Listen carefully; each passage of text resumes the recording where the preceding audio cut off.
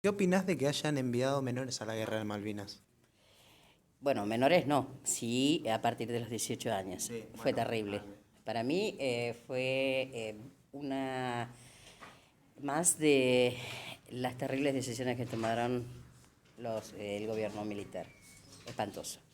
¿Cómo y cuándo te enteraste de que tu país estaba en guerra contra Inglaterra? Una mañana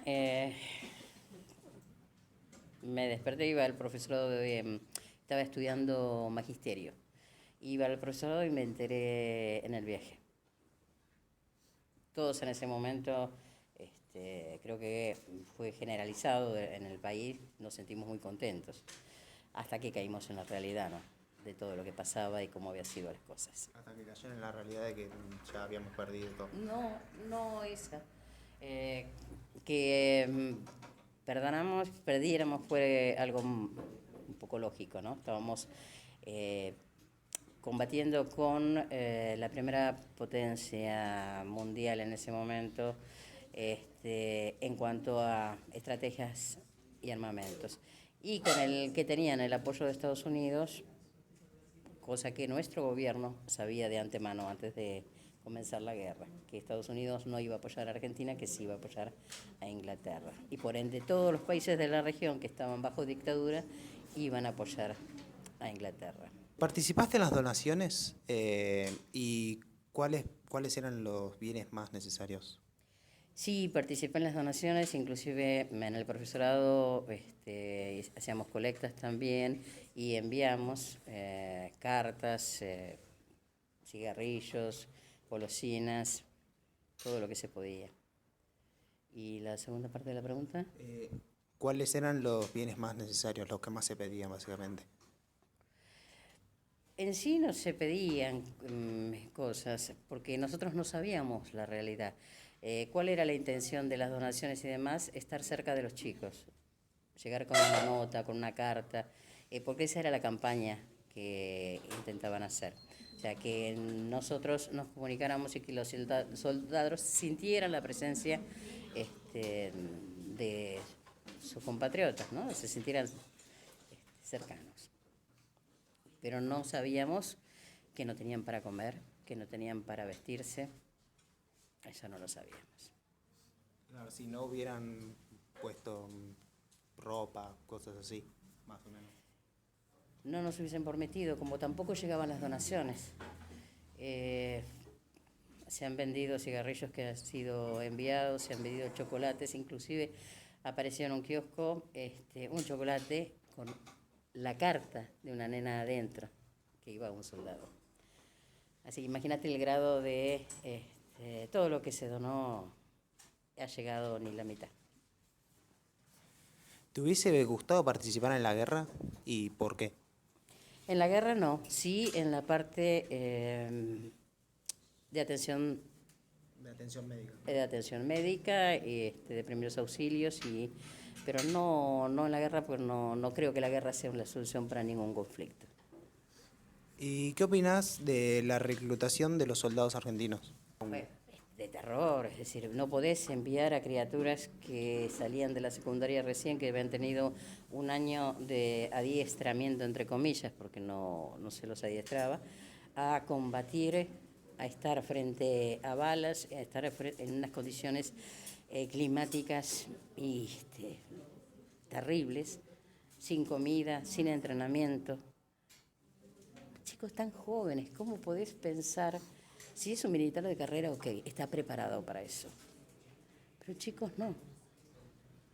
Y todos los reservistas que fueron tampoco estaban preparados, porque eran solamente personas que hacían un año de conscripción obligatoria. ¿Sí? Entonces no estaban preparados para esa realidad. Los militares de carrera sí, y podían defenderse, tenían con qué, porque eligieron ese camino. Pero los chicos no. Fue una masacre. ¿Qué crees que le faltó a la Argentina para ganar la guerra? La guerra nunca se hubiese podido ganar. Primero, se perdió la oportunidad que teníamos de que los isleños se acercaran cada vez más a nosotros. Hasta ese momento, los habitantes de Malvinas eran considerados kelpers, o sea, ciudadanos de segunda, para el Reino Unido, no tenían importancia. Si tenían que atenderse, venían al continente, si necesitaban estudiar, venían al continente, todo lo que necesitaban lo obtenían del continente. A partir de la guerra comenzaron a ser ciudadanos privilegiados. De ahí se perdió toda oportunidad de que ellos mismos quisieran aceptar la negociación y que fuéramos nosotros quienes fueran parte de nuestro territorio como deben ser. Pero no por la guerra, sino por la diplomacia. Si hubiese podido conseguir mucho más, si no se hubiesen embarcado en esta locura que de antemano sabían que iban a perder. Pero bueno, era una necesidad que tenían los militares para poder perpetuarse en el gobierno. Si les salía algo bien, se quedaban. ¿Por qué te digo esto? La gente cuando escuchó, y todos cuando escuchamos la recuperación de las Malvinas, nos llenamos de orgullo, de sentimiento argentino, salía todo el mundo por las calles, la gente donaba sus joyas para solventar los gastos de la guerra, porque se veía como algo totalmente patriótico, sin saber todo lo que involucraba, todo lo que había atrás. ¿No?